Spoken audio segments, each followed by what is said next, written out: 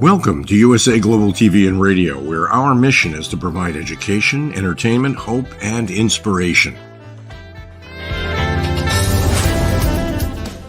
USA Global TV and Radio connects you with experts and audiences all around the world every single day to help you succeed in business and to live a richer life.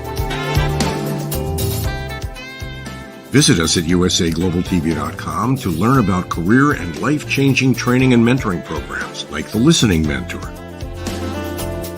Subscribe to our newsletter to stay informed about our special programs and offers. Discover how you can become a guest on one of our shows or a host or producer of a USA Global TV and Radio show of your very own. That's USA Global TV and Radio, where the doctor is always in.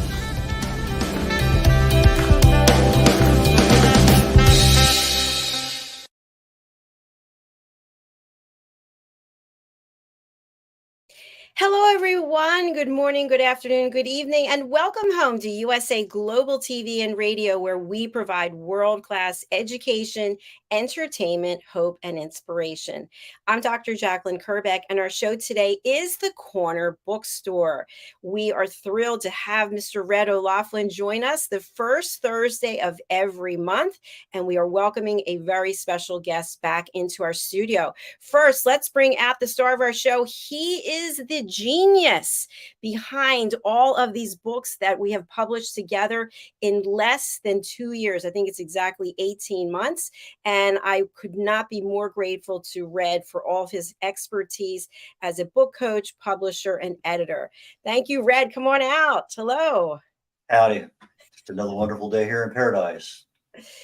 Well, that's pretty amazing, Red, what I just shared, that you have helped me so much. I know you're helping other people here on this platform as well in terms of first-time authors and publishing. Tell us a little bit about your background as it relates to the Corner Bookstore, publishing, and being a best-selling author. I've always been a writer as far back as I can remember. It just seems like it's always been part of the skill set, whether it was in high school, college, business. It seems like every job I ever have, there's some level of writing. I've been publishing a couple of international journals and logistics when I was working at that. I taught college at night, prepared a lot of stuff.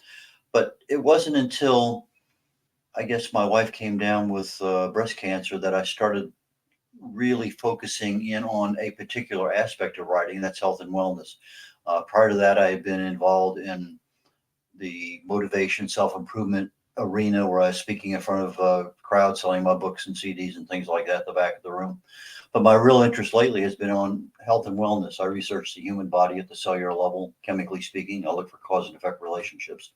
Treat a cause, fix a problem. Treat a symptom, you'll always be treating symptoms. So that's where I concentrate my effort, is writing in those areas. So I write my blogs there, my articles.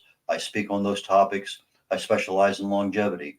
So when I look for anything at all, I'm looking for, how does this apply to age? Is there some way to accelerate the aging process or decelerate it, depending on what you need? So my aspect is writing often, and writing particularly in the area of health and wellness. And beyond that, I have helped a number, probably 3 dozen other authors, 2 dozen for sure, maybe 3 dozen other authors, as far as most of them brand new, getting their first book out the door, just like you, Dr. JACALYN. You know, we chatted there about 2 years ago, maybe a little less, about, let's get your book done. And then boom, boom, boom, boom, boom. They all just came flying off the shelf. And we still have a couple, 3 more that are in the works. So it's just I think it's a wonderful thing to do. And our next speaker coming up, Jeff, we've chatted before, and he's a local guy here in the Houston area too. So why don't we just go ahead and bring Jeff on out and begin our show today? Fantastic. Jeff Cregg, come on out. We can't wait to talk with you about artificial intelligence. Hello. Hello, how are you? Wonderful. Good to see you again. You've been on our platform before on the Wise Ones. Have you been on this show as well, Jeff? No, not the Corner Bookstore, just the Wise Ones.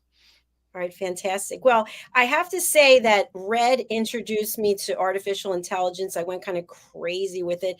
And there are people who I don't know if they're scared of it or they don't believe it's actually here. And then there are other people that have actually embraced it. Which one are you, Jeff? I'm skeptical of it, I guess. Does that count as a category? Yes. Okay. I worked as a software developer for 32 years, so I know a little bit about what goes on behind the curtain of software development and how humans are the ultimate authors of what the computer executes. So don't have any firsthand experience in deep learning stuff like the current AI trends are all about, but I do know the software development process. I know what goes on behind the scenes in testing and design, and I do know the limitations of these things. So yeah, we've come a long way as far as how artificial intelligence can execute and does some really amazing stuff. On the other hand, it does have its limitations because it is, after all, a computer that's following instructions. And it's hard for people to follow instructions like computer.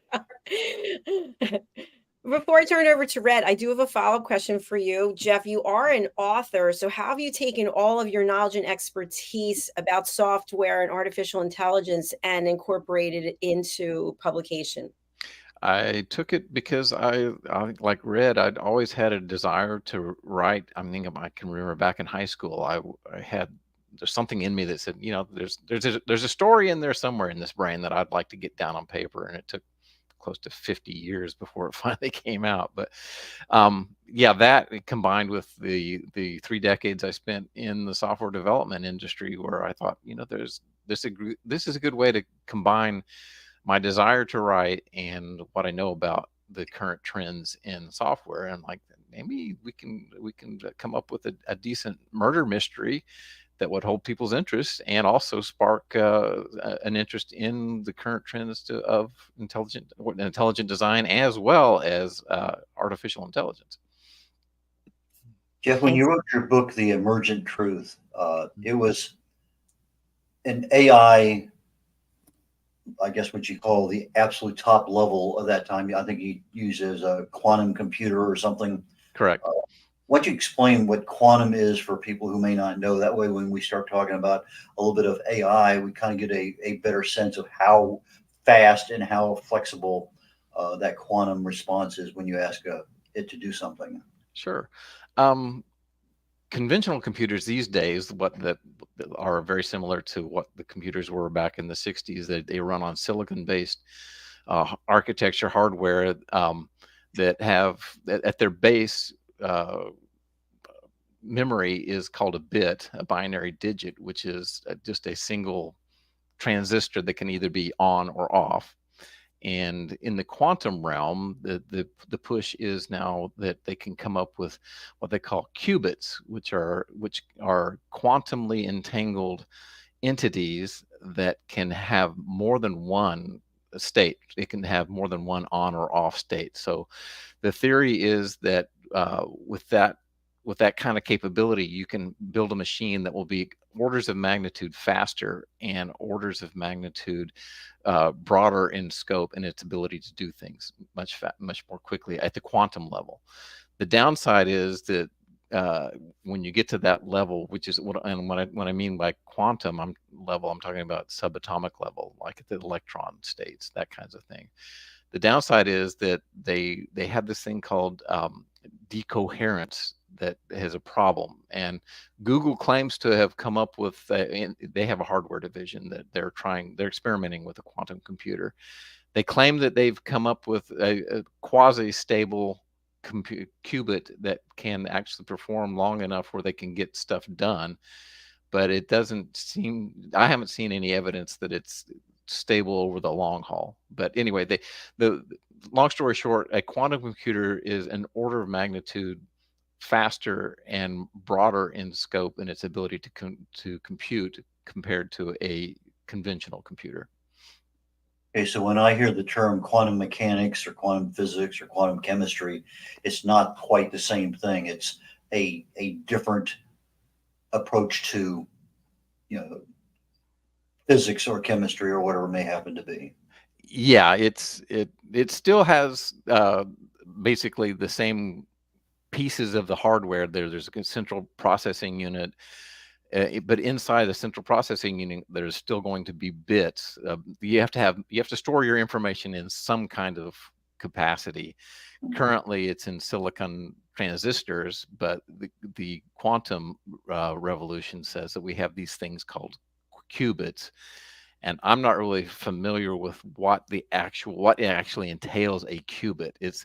It gets back to Einstein's theory of relativity. He called quantum action spooky action at a distance, where you can entangle these two quantum particles, and they will be entangled until you do something to disentangle them, and you affect one, and you can separate the particles. If you do something to affect one on this area, it will affect its counterpart in the opposite direction. And that's from what I understand, that's what a qubit does, is that you can have something at the quantum level, at the subatomic level, that you can affect in one space and have it manifest itself in a different space.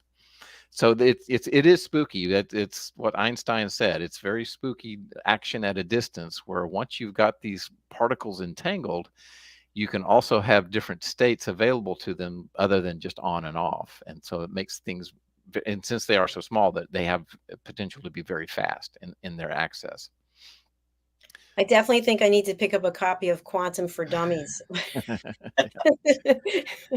But that was the basis of when I first read about quantum computing back in probably 15 years ago. I thought, there's another component to this story that I want to write, is that I want to write it, set it far enough into the future where they have actually come up with one, if it is actually possible at all, and then write a murder mystery around that, and then also and bring into that the consequences of what artificial intelligence is and its limitations.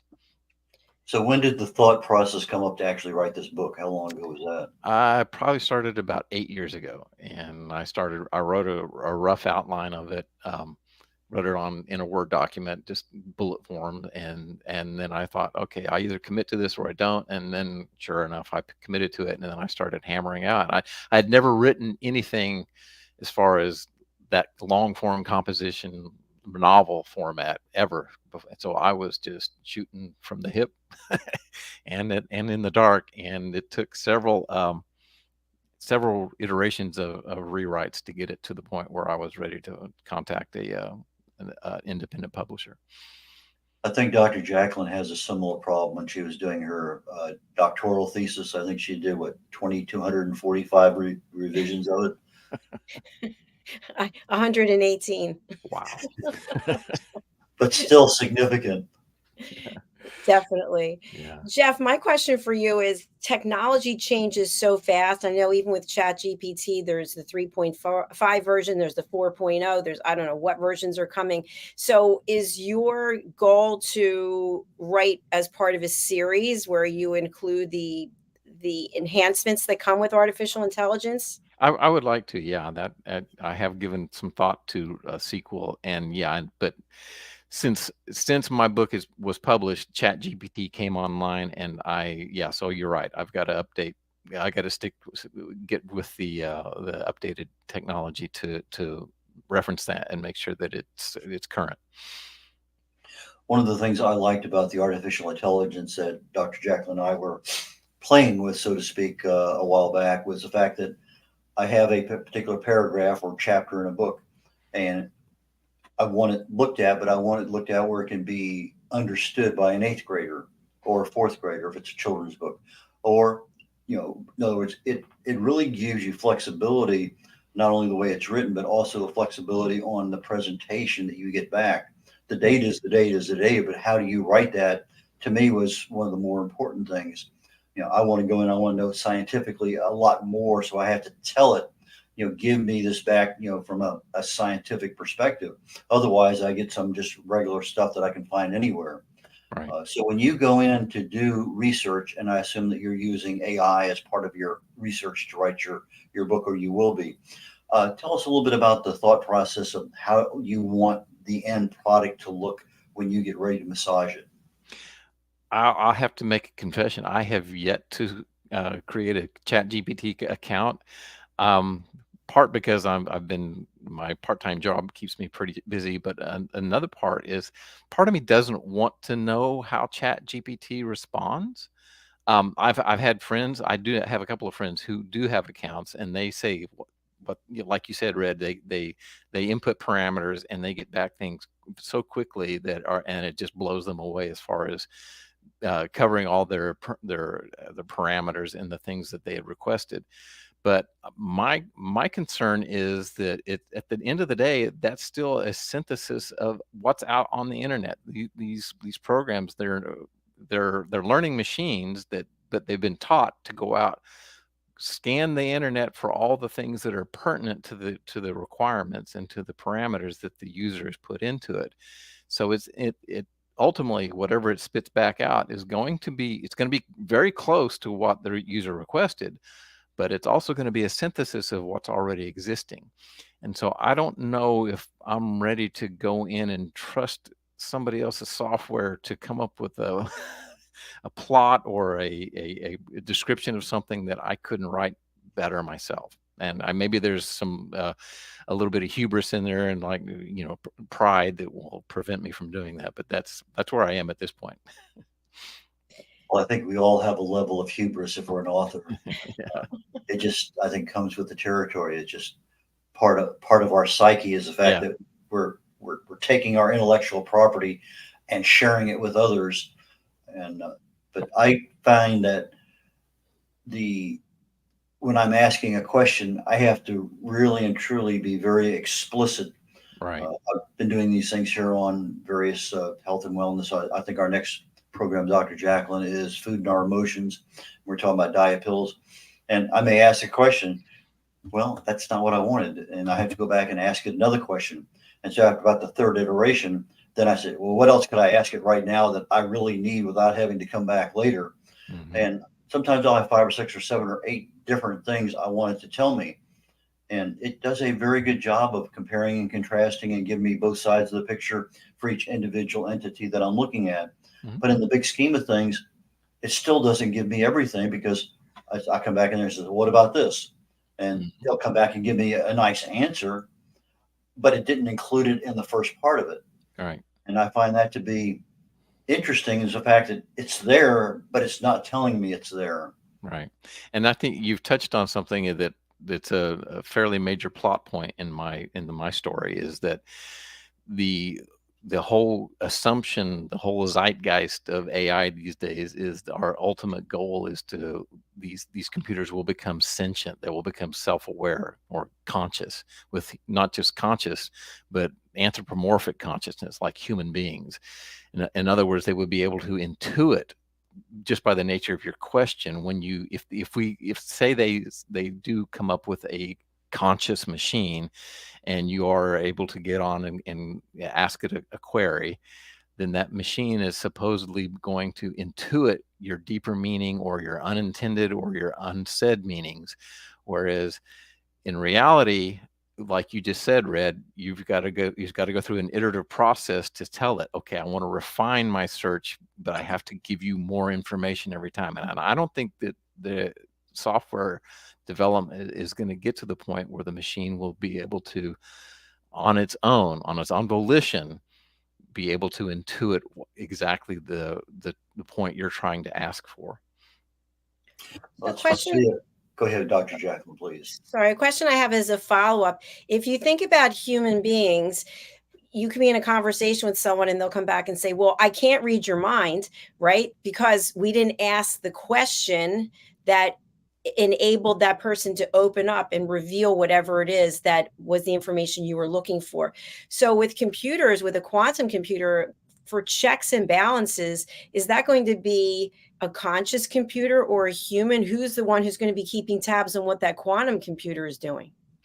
That's a good point. And that, I think that's an expectation that a lot of people have, is that they think, well, once these things do reach their moment of self-awareness, like in James Cameron's The Terminator series. I don't know if you're familiar with those movies, The Terminator, where Skynet it reaches a point where it becomes self-aware. And at that point, that's when all hell breaks loose, right? So that it becomes this maniacal, dictatorial overwhelming entity that no one can turn off and no one can destroy. That's I don't think that uh, software will ever get to that point, because at the end of the day, if this thing is a machine and it's running, it's by definition executing pre-written instructions, how can you define human consciousness in a computer program? And that, I make that point in my book, is that we don't, if you go to the Webster's online dictionary and look up the word consciousness, you'll see very circular definitions of the state of being aware, or the state of being self-aware or self-conscious. And when you cannot find a working definition of what, or an exhaustive definition of what consciousness entails. And so for people to assume that, well, software will just get there, it's an iterative process, we'll eventually find the secret of what consciousness is, I'm thinking they'll be barking up the wrong tree, or they'll be waiting a very long time before software evolves to that point. You used the word iterative there a couple times, and I'm sure as you're getting close to the end of your book, at what point in time do you personally declare victory and move on and say, I'm not going to change anything else? It is what it is. That's where getting a really good editor comes in handy. I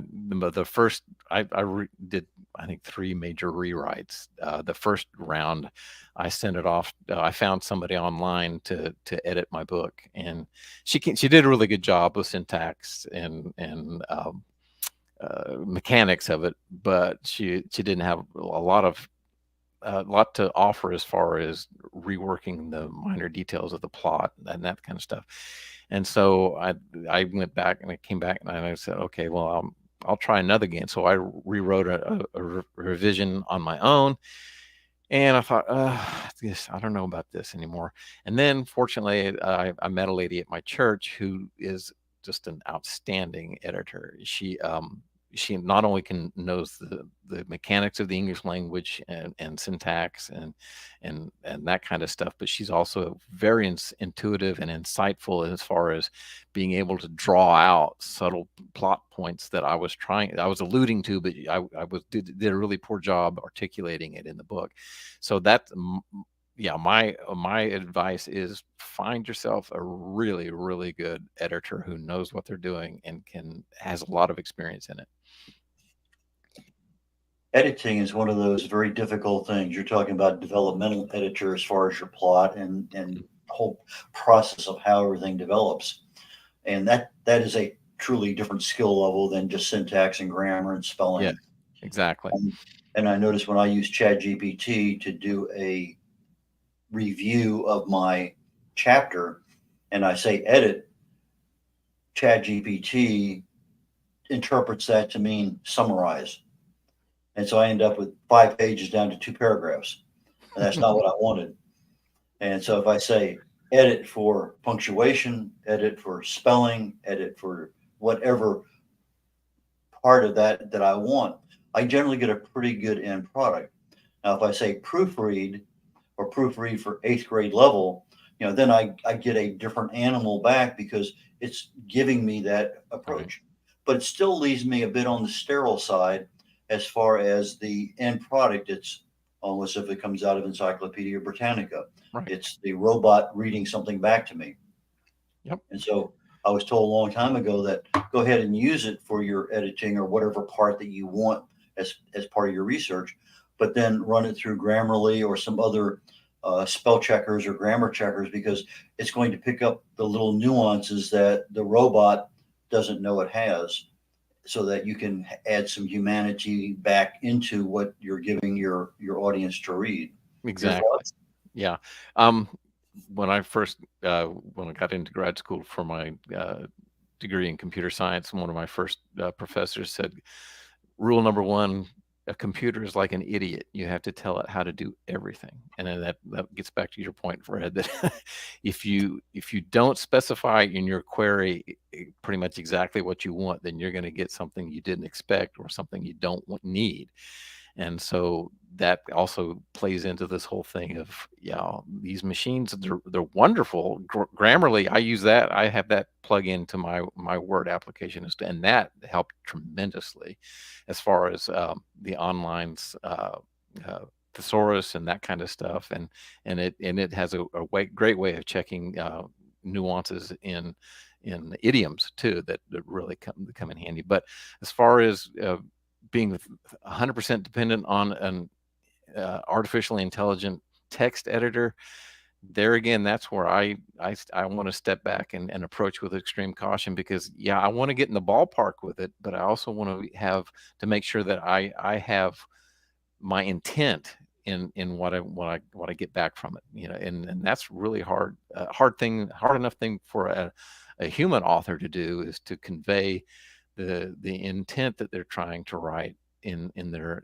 prose. And so it's a fine line to walk, and it's a brave new world out there too, with all these new tools for editing that we have out there. I find that my first rendition is usually the Microsoft Word spell checker. That's going to give you a baseline. If I go to Google Docs, I'll actually get a little bit better, I think, spell checker, grammar checker than I did out of Word. Don't ask me why, but it catches things that, well, it's right there, but Microsoft Word didn't pick it up. And if I just do the speak to me portion of Microsoft Word, where I can listen to the document as I'm watching it being read back to me, I pick up little nuances in what I'm hearing. I read it, but I don't hear the same thing. So there's a lot of things we can do for free. I mean, Grammarly has a free edition too. The paid edition gives you a lot more capability. But from a new author or somebody thinking about doing writing, editing, there's a lot that can be done where you don't have to send it to somebody else, depending on the nature of what you're, if it's just line editing, spell check, grammar, syntax, etc. I think there's a lot that's free. But if you're looking at developmental editing, you're going to have to pay somebody who knows how to do that and has the skill levels appropriate for your genre. Right. Yeah. And so I would say for the editors in the world who are availing themselves, as like you said, the syntax and the grammar police, basically, they're being phased out. It's sort of like the horse and buggy competing with the the gas car. So but you're right, they're going to have to adjust their expertise to content editing, like you said, and that's a different animal. They got some adjustment to do in that industry. I appreciate that. A couple of years ago, I spoke to a group of editors. I actually get paid for it. I really appreciate that part of it too. But they wanted to go beyond the editing. They really want to know, well, how do you publish a book? And that's the whole problem. They edit the book. They know what they're doing. They've been involved with quite a few different books, but the formatting and getting the book into print was a part that was unknown in the level of detail they wanted to know. Right. And so I see more competition in self-publishing coming up from people who used to do simple content editing or line editing, as the more appropriate term might be. And so that, I think, is because their skill is being eliminated by artificial intelligence to a level that if they're going to continue doing what they're doing, they're going to have to offer more service. Yeah. And they have to get better at their content editing as well. That's not easy to do. Yeah. Jeff, a question I have for you is, we all know as authors that the title is so important, the book cover is so important. And so with your title, An Emergent Truth, how did you decide on the word "an" instead of "the"? Because it's more than one truth that shows up in the plot. There's the final revelation of the murder is solved, but there's also truths that are discovered as far as the nature of the AI machine in there as well. So it is plural. It was, and it's interesting also. I started writing this thing probably a good 8 months in. I was into it by 8 months before the title even came to me. And when I thought, hey, that it's a three word title, that sounds cool. easy to remember. But then I did some Google search on it, and I realized that's actually not an original phrase. There's a well-known cosmologist, Neil deGrasse Tyson, who uses the phrase emergent truths, and he kind of was on the same wavelength as me, because his thesis is that the more we know about a certain scientific subject, the more truths will emerge out of it, out just on the basis of our empirical knowledge of it. And so it was kind of a parallel universe in that regard, how I came up with that in a vacuum, but just happened to be along the long lines of his thinking. That is really interesting. Yeah, it is. Mhm. We're going to take a look at your website, Okay. and let me bring that up right now. And your website, obviously, the information has been on the screen. Mhm. So tell us what you'd like us to share with the audience. If you scroll down, you'll see there's my bio, and below that is well, there's my picture. I've got links on there to where you can get it on my LinkedIn profile. I'm on Parler, I'm on Gab, and on my Amazon author page. And then below that is the brief synopsis of the book. And I think there's also a link to my prior appearance on your Wise Ones. Well, those people look familiar, Yeah. don't they, Red? And there was another podcast I did earlier on the Con Hour of a friend of ours, our mutual friend CJ Peterson, connected me with that. So Excellent. yeah. Tell us about the book cover. Oh, sorry. That is actually, I have it right here. Yeah, so you can see it there. It's a digitized version of Rodin's The Thinker, and I thought that was kind of very well in line with, since the machine, the artificial intelligence in the book is called Rodin, and Rodin is an acronym. I'll let the reader find out what it stands for. But there's also, you see up in the upper right-hand corner, there's a picture of an eclipse, because there is a chapter in the book where the protagonist and the main character they're kind of hiding out. They're on the run from, not from the law, but from bad guys who maybe are potentially after them. And while they're there, they're in the middle of Tennessee, and they happen to encounter a total solar eclipse, which actually is pivotal in the narrator's conversion story. And so that's actually a picture I took in Tennessee in 2017 at my mother-in-law's farm in the middle of Tennessee. So that's my photograph that I pasted in the Photoshop version. And then you see the thinker is looking down at a device that looks very strange. It's this long glass cylinder, and that is my version of the cathode ray tube, which also plays a pivotal part in the plot. And so he's contemplating. So think of the Rodin as the AI, the conscious entity, and he's looking at this machine, another machine, this cathode ray tube.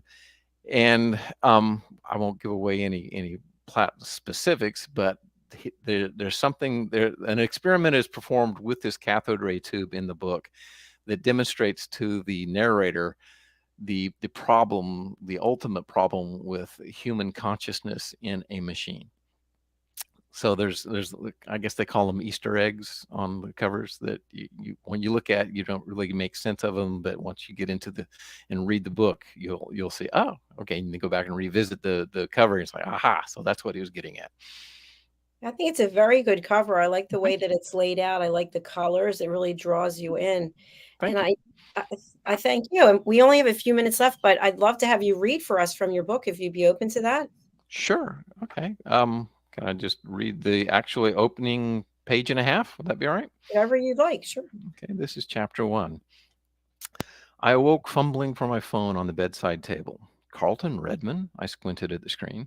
Why is he calling me, and at this hour? Carl, what's up? Roland, sorry to bother you, but I need a big favor. Can you come to my office? Sure, I scratched my head. I'll be there first thing in the morning. No, he said, I mean now, tonight. But it's midnight. Can't this wait till tomorrow? No, that may be too late. I don't understand. Too late for what? What's this about?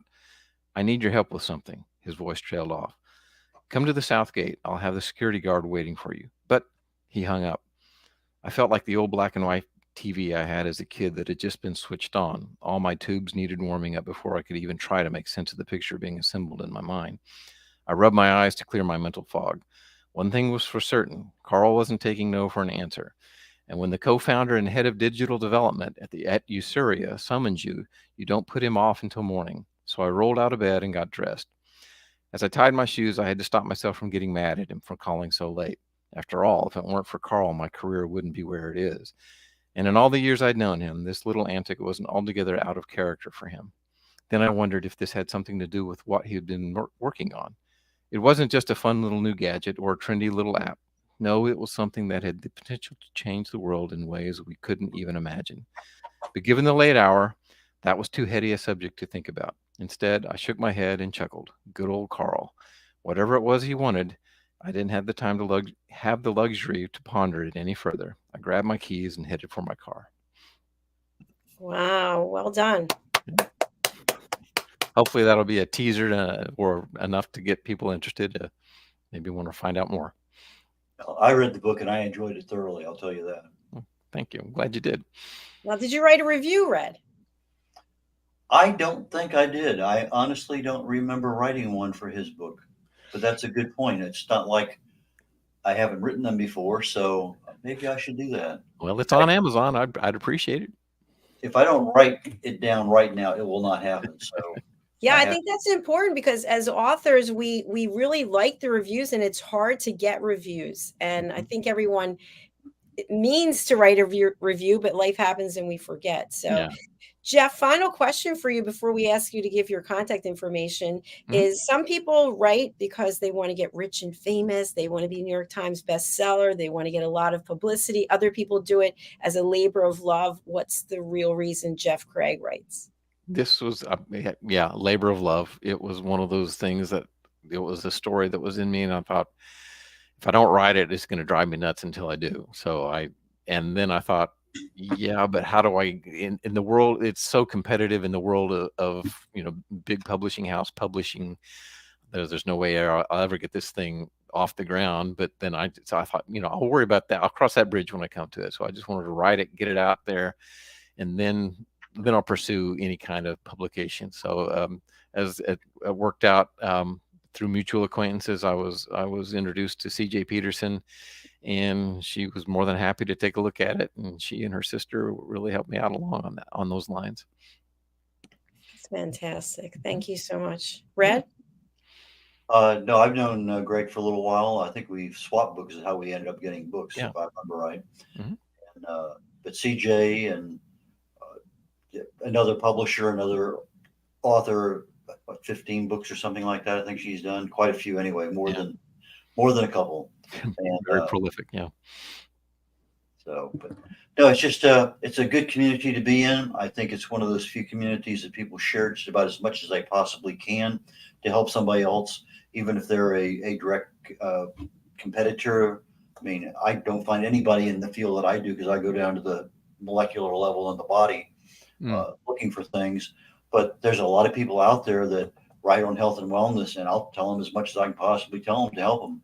And I'm sure that if somebody came up and says, "Hey, I'm writing a book on, computer murder mysteries or something like that," Jeff would be, "Hey, have you thought about this?" Or, I've always wanted to write something on this. Maybe I think that we just share those things because it's just part of our nature. Yeah. Yeah. Absolutely. Jeff, thank you so much for being here. We do have your banner up, but for people who want to reach out to you, they want to pick your brain, they want to talk about AI, they want to purchase your book, what's the best way to get in touch with you, and who would you like to contact you? You can either send me an email at jccregg@gmail.com or go to my website, the author jeffcregg.square.site, and you should be able to get in touch with me. Thanks, Jeff. As we close out the show, can you type the email address into the chat so that people will have that? Yeah. For our audio audience, author, AUTHOR, Jeff, JEFF. Cregg is a little bit different spelling. CREGG.square.site is his website. So author Jeff Cregg, CREGG.square.site for our audio listeners. Thank you very much. And we're putting the email address to reach out to Jeff right here into the comments, and we'll pop it on the screen. Here it is. JCCregg, CREGG @gmail.com. Thank you very much for being here, Jeff, and we look forward to having you come back in the future. Thank you for having me. I've enjoyed it. Thank you. Thank you. Bye for now. Bye, Jeff. Catch you later. Bye. Red, thank you so much for inviting Jeff to the platform. We've got a couple of additional shows coming up, so please let our audience know what to expect as we close out this show and start up the next one. Well, the next show is Food and Our Emotions. That normally would have been a couple hours ago, but things get changed around it doesn't matter what the reason is, things get changed. So our next show is Food and Our Emotions, coming up in literally about 20 minutes. And I know there's not a whole lot of interest in dieting and losing weight, but we're kind of finishing up, not really finishing, but coming close. We've been talking about diets on Food and Our Emotion for a while. And I thought it might be nice just to talk about diet pills.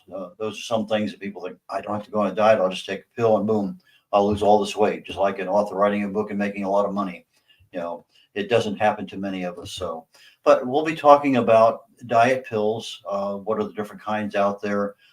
I don't normally go into prescription, but I think in this particular case, because they're given to people for a variety of reasons, it's worth at least touching base on the prescription aspect of dieting, and particularly in the diet pill arena. But I'll also be covering the natural aspects of it too. So that's coming up next, literally next on the USA TV and USA Global TV and Radio Network. And then immediately following that, it's going to be Talking Heads, and I'll be doing part 8 on pain management, and I'll be talking about pain prevention. And that's at 1 o'clock Central Daylight Time. All right. Thank you, Red. And what's the best way for people to reach out to you?